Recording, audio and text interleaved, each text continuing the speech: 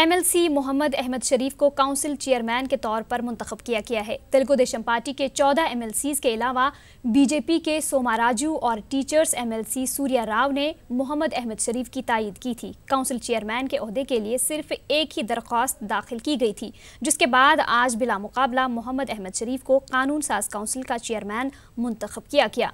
वज़ीर आला N चंद्रबाबू नायडू ने कहा कि उन्होंने माइनॉरिटीज से जो वादे किए थे उसे पूरा कर दिए हैं। चंद्रबाबू नायडू ने अक़लियती लीडरों को 2 बड़े ओहदे देने का ऐलान किया था, जिसे पूरा कर दिखाया है।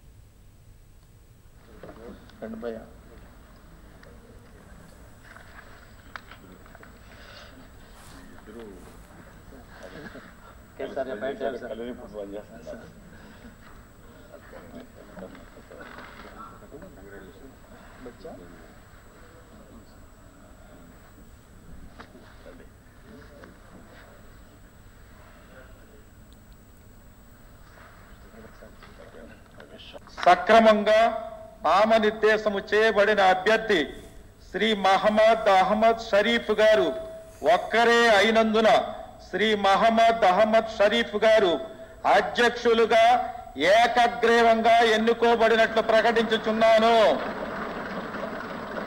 శ్రీ మహమ్మద్ అహ్మద్ షరీఫ్ గారికి నా హృదయపూర్వక అభినందనలు తెలియజేయచ్చు అధ్యక్ష స్థానమును అలంకరించవలసిందిగా వారిని కోరుతున్నాను।